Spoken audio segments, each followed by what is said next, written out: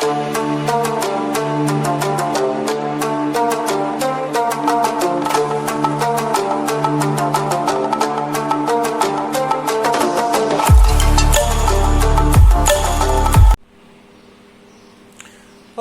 another 4 problems.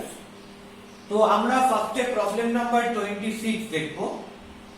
কি বলছে, integration 1 plus cot x by x plus log of sin x।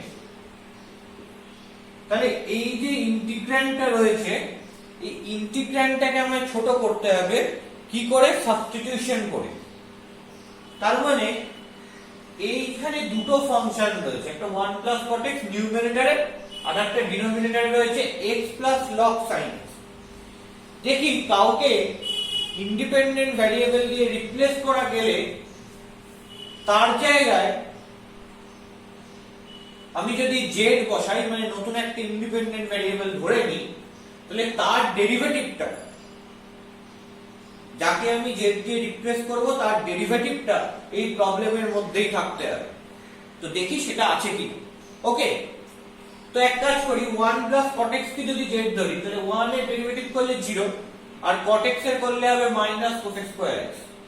তাহলে minus cos x square x dx equal to dz, কিন্তু minus cos x square x এর মধ্যে কোথাও আছে? নেই। তাহলে 1 plus cot x কিন্তু z ধরে লাভ নেই, তাকে z ধরতে হবে। দেখি x plus log sin x কে z ধরে কিছু লাভ হয় কিনা। তাহলে ধরে নিলাম let x plus log of sin x equal to z। পরিষ্কার, দুদিকে ডিফারেন্সিয়াল নিচ্ছি, d of x plus log sin x equal to dz। এটাকে আমি কিসে ভেঙে নেব, দুটো সামনে ব্রেক করে নেব, dx plus d of log of sin x equal to dz। তাহলে dx যেমন ছিল রয়েছে plus d of log sin x কি করে বার করব, প্রথমে log sin x এর ডেরিভেটিভ করতে হবে, কার রেসপেক্টে, x এর রেসপেক্টে। তো log sin x এর তো x এর রেসপেক্টে ডেরিভেটিভ করা যায় না, করতে হবে sin x এর রেসপেক্টে। করলে হয় 1 by sin x ইনটু, তারপর এই sin x কে করতে হবে x এর রেসপেক্টে, করলে হয় cos x। এটা কি, এটা হচ্ছে চেইন রুল। এটা তো গেল ডেরিভেটিভ।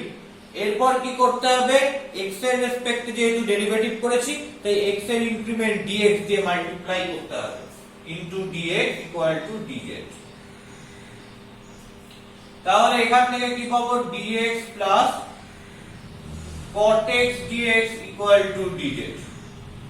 তাহলে 1 plus cot x into dx equal to dz পেয়ে গেলাম। দেখো 1 plus cot x into dx এটা আমার নিউমারেটরে সাজানো রয়েছে পুরো। তাহলে একটা কাজ করা যাক, এই 1 plus cot x into dx এর জায়গায় আমি dz বসিয়ে দিলাম, বাই এই x plus log sin x, এই পুরোটাই কি, পুরোটাই হচ্ছে z। তাহলে ইন্টিগ্রেশন dz by z, এটাকে কি লেখা যাবে, এটাকে লেখা যাবে log of mod z plus c, where c is integrating constant। Actually এখানে log mod z plus c যেটা, সেটা ইন জেনারেল e বেসেতে হয়। তা যাই হোক, আমি জেনারেল ব্যাপারটাকে এরকম করে লিখছি, log of mod z plus c। ঠিক আছে, তাহলে এবার আমায় কি করতে হবে, এবার আমায় z যেটা রয়েছে সেই z এর জায়গায় সাবস্টিটিউট করতে হবে, কারণ আলটিমেট অ্যানসার যেটা ছিল, সেই অ্যানসারটা আমায় কিসে বার করা উচিত ছিল, সেই অ্যানসারটা আমার ইন টার্মস অফ x বার করা উচিত ছিল। তাহলে এটাকে কি লিখবো, log mod z মানে কি, z মানে হয়েছিলাম x plus log sin x, বসিয়ে দিই x plus log of sin x plus c, and that is your answer, log of x plus log sin x mod এর মধ্যে plus c, that is your answer। Okay, so এটা গেল কি, এটা গেল হচ্ছে প্রবলেম নাম্বার 26। আমরা problem number 26 টা এভাবে দেখে নিলাম। তো নেক্সট যে প্রবলেমটা রয়েছে এটা হচ্ছে কি 30। 30টা বলতে পারে এই চ্যাপ্টারের ভেরি ভেরি ইম্পর্টেন্ট প্রবলেম, এক্সামের জন্য that is very very important. কিভাবে করব, কি ট্রিক অ্যাপ্লাই করব অঙ্কটা করার জন্য সেটা দেখো, এটা ট্রিকি প্রবলেম বটে একটা। তো 26 আমি ইরেজ করছি।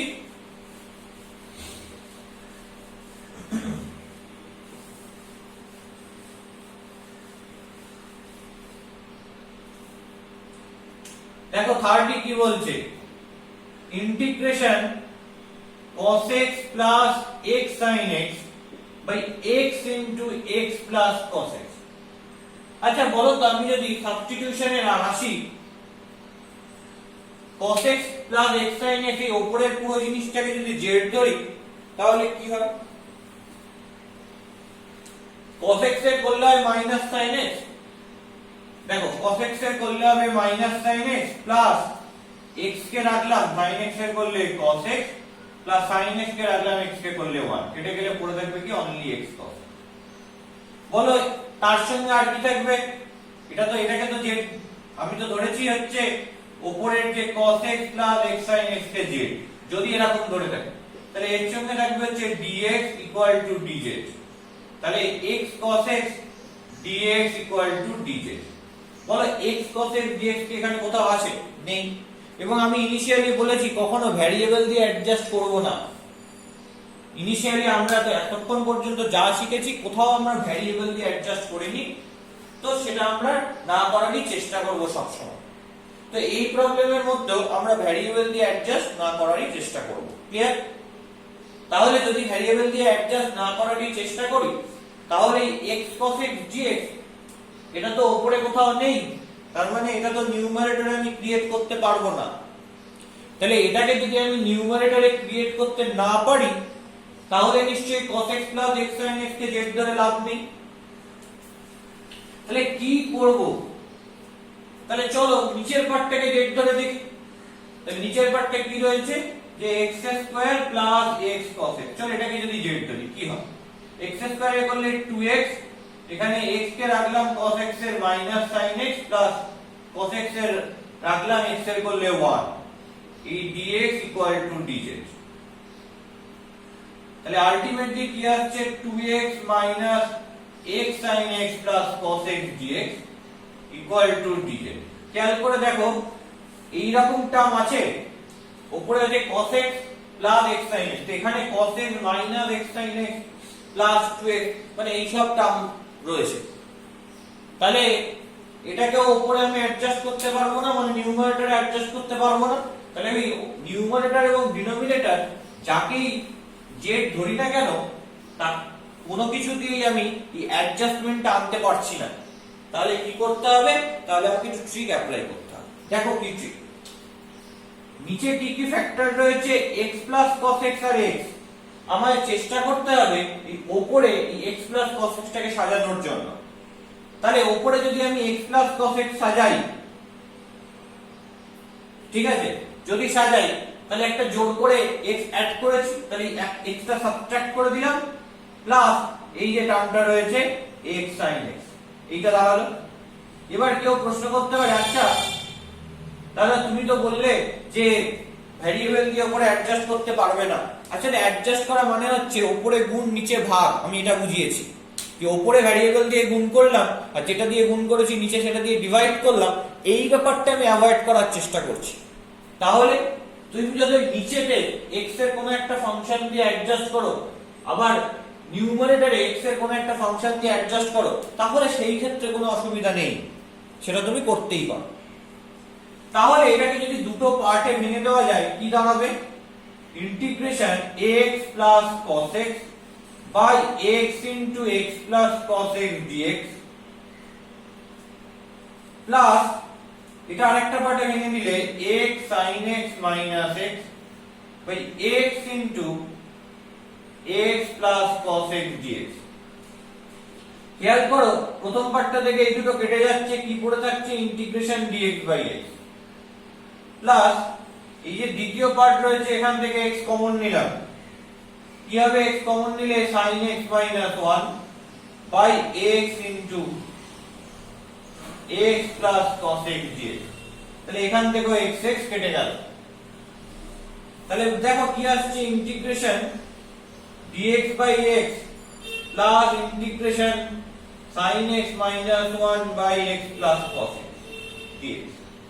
আমি বলেছি ইন্টিগ্রেশন করতে হলে সবাইকে একই স্টেপে ইন্টিগ্রেশন করতে হবে, আগের চ্যাপ্টারেই বলেছি। তো এটাই তো স্ট্যান্ডার্ড যে ফর্মুলা ইন্টিগ্রেশনে চলে এসেছে, ইন্টিগ্রেশন dx by x। এটা এখনো স্ট্যান্ডার্ডাইজ হয়নি, তাহলে এটাকে আমায় স্ট্যান্ডার্ডাইজ করতে হবে। কি করে করব স্ট্যান্ডার্ডাইজ? চলো x plus cos x কে যদি z ধরে নি, x এর ডেরিভেটিভ করলে কি হবে 1 আর cos x এর করলে মাইনাস sin x, তাহলে 1 minus sin x dx থাকে।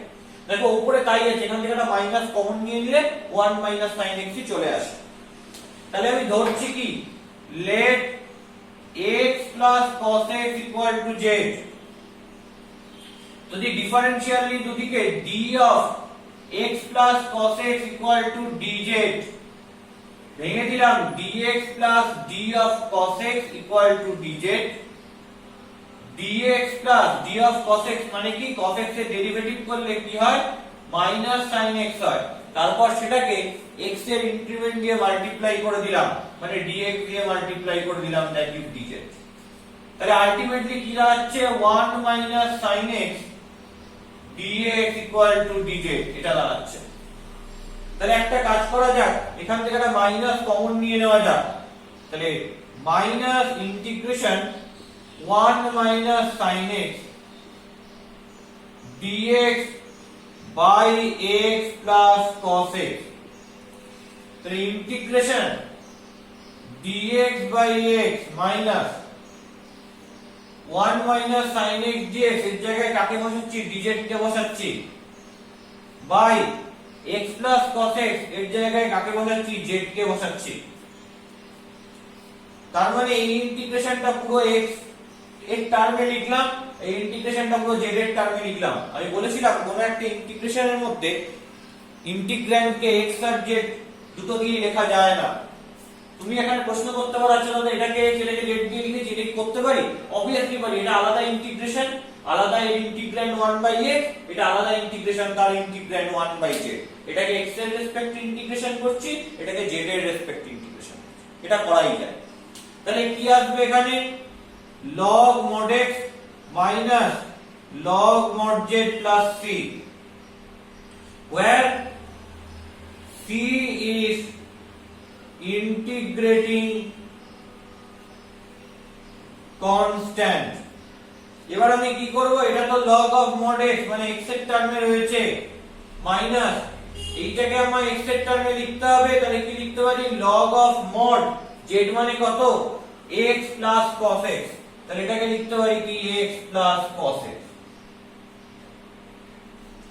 plus c। Okay, and that is your answer। এবং এটাই কি হবে, এটাই হবে অ্যানসার। তো এটা হচ্ছে ভেরি ইম্পর্টেন্ট কোশ্চেন, খুব সাবধানে পুরো ব্যাপারটা ডিল করতে হবে এই পার্টিকুলার জিনিসটা, ঠিক আছে? ওকে, তো নেক্সট যেটা রয়েছে সেটা হচ্ছে নাম্বার 31, ঠিক আছে? Number 31, let's see about number 31।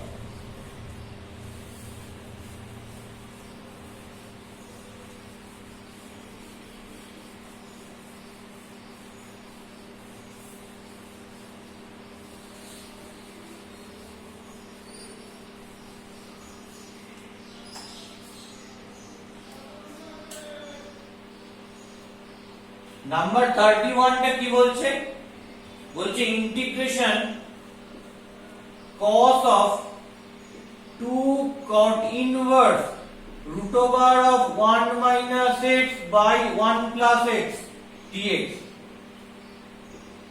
তো এই রকম যদি ইন্টিগ্রেশন থাকে, তো এই রকম ইন্টিগ্রেশন নিয়ে আমরা কিভাবে কাজ করতে পারবো, যে integration cos of 2 cot inverse root over 1 minus x by 1 plus x dx, এই রকম ইন্টিগ্রেশন নিয়ে আমরা কিভাবে এগোতে পারবো, আমরা কিভাবে কাজ করতে পারবো, এটা হচ্ছে দেখবার বিষয়।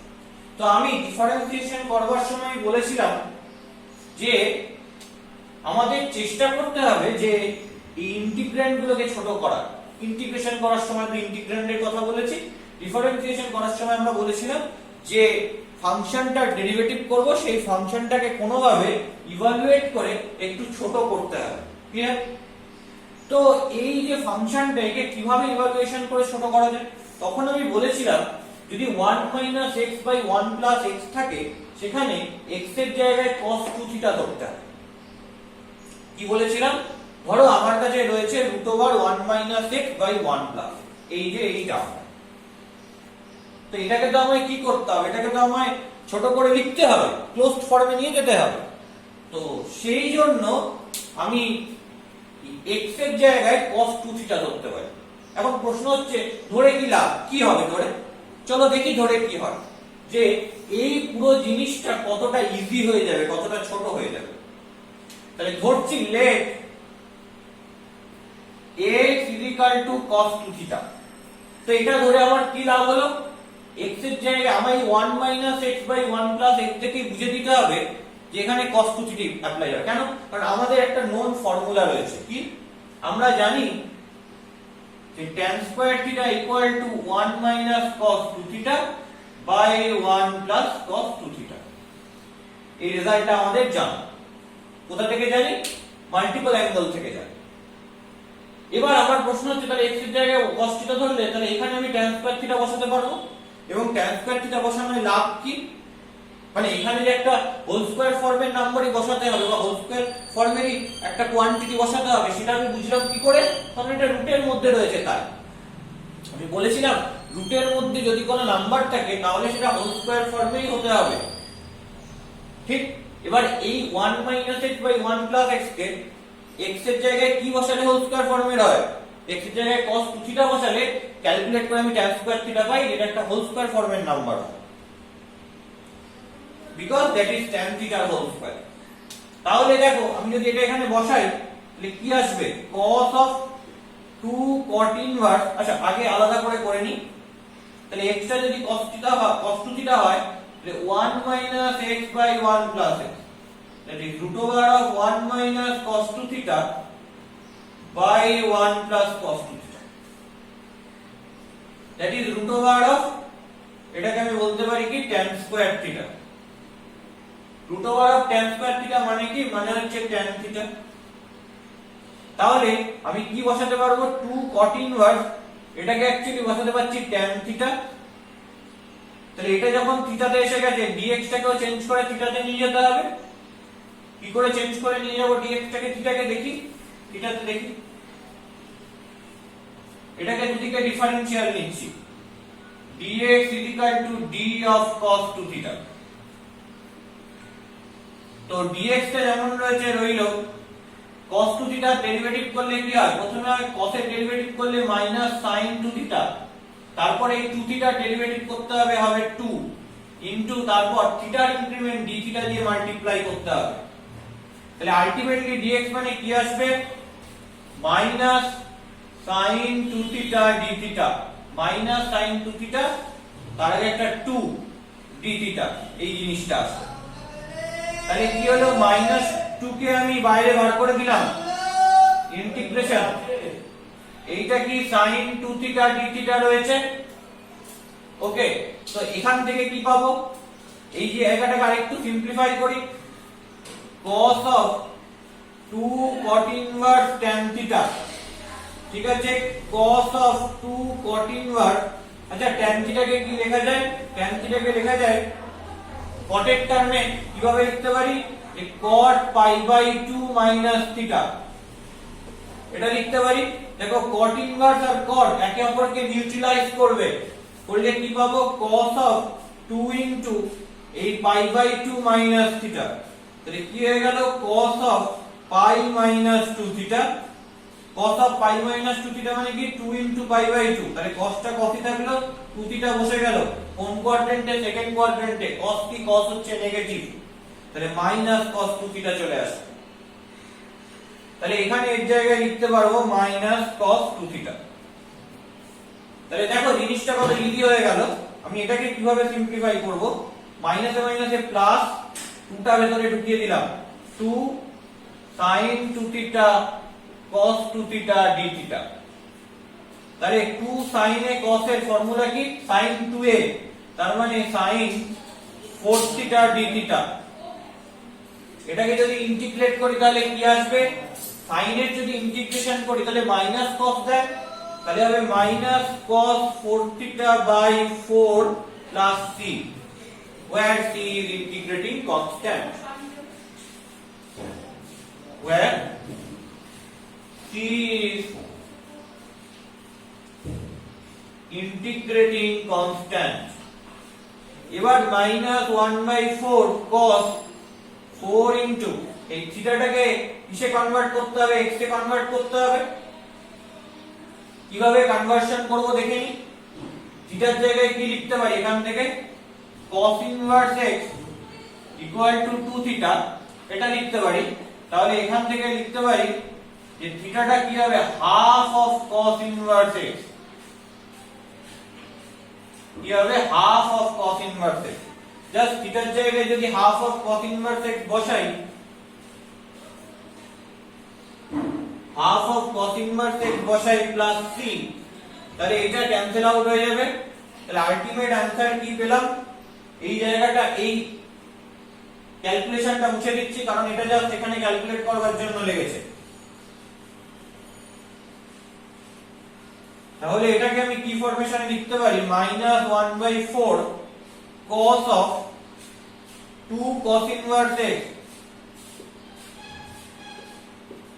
plus c, and that is your answer। এটাকে আরো অন্যভাবেও লেখা যায়, এইটাকে পুরো x এর টার্মে নিয়ে এসেও আমি অ্যানসারটা লিখতে পারি, বাট স্টিল এখানে সেটার প্রয়োজন নেই। এইভাবে অ্যানসার লিখে দিলেই হবে, সেটাকে আবার x এর টার্মে ঘুরিয়ে লেখার ইনিশিয়ালি কোন একটা দরকার নেই। যখন দরকার পড়বে বা যখন প্রুফ করতে দেবে তখন আমরা সেটা করব। আচ্ছা, তো এই হচ্ছে 31। আশা করি বোঝা গেছে যে কিভাবে সাবস্টিটিউট করতে হয়, এবং এই সাবস্টিটিউশনটা অনেকটা কার মতন, ডিফারেন্সিয়েশনে যে সাবস্টিটিউশন করতাম তার মতন, যে রুট আছে সেই রুটের ভেতর হোল স্কয়ার করতে হবে এবং 1 - x / 1 + x দেখেই বোঝা যাচ্ছে কি বসালে হোল স্কয়ার ফর্মে আসবে, x কে cos 2 থিটা বসালে, এটা আমরা আগে থেকেই জানি। তাই জন্য বসিয়ে আমি এভাবে সাবস্টিটিউশনটা করেছি। আশা করছি কোনো প্রবলেম হয়নি এই অঙ্কটা করার সময়। তো এবার আমরা চলে যাচ্ছি 4 মার্কসে। 4 মার্কসের নাম্বার 2 এর প্রবলেমটা কি বলেছে দেখা যাক।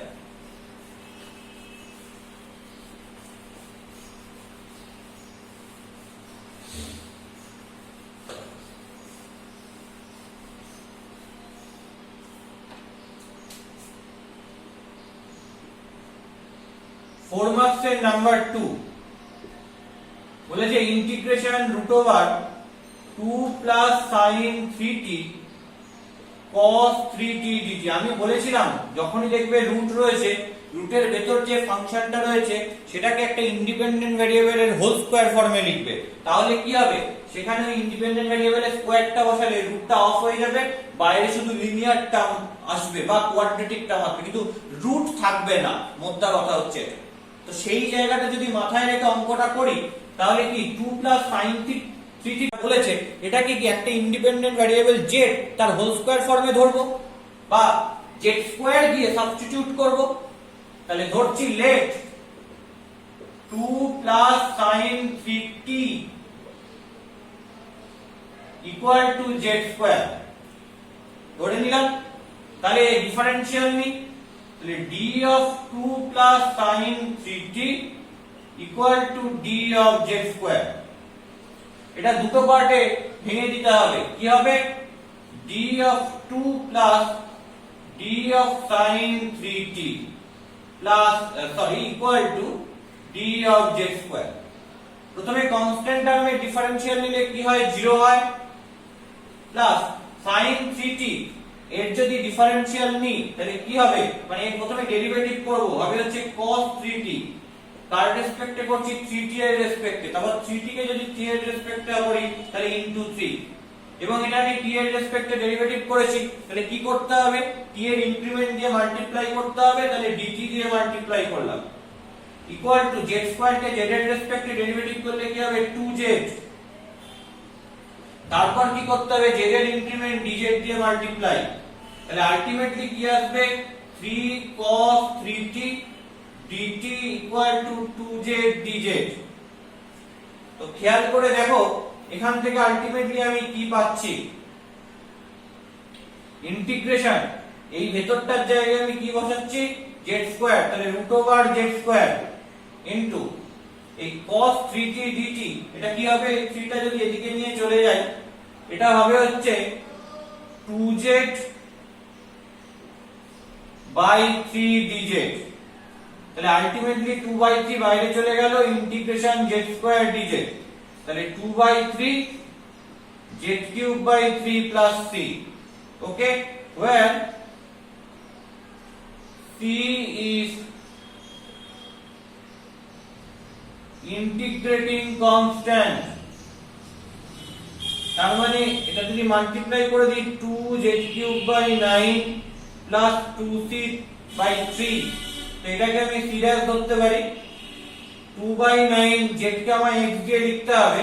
আচ্ছা, আমি জানি z square equal to 2 plus sin 3t, তাহলে z মানে কি 2 plus sin 3t whole to the power half, তাহলে z কিউব মানে কি আসবে 2 plus sin 3t whole to the power 3/t, এটা আসবে।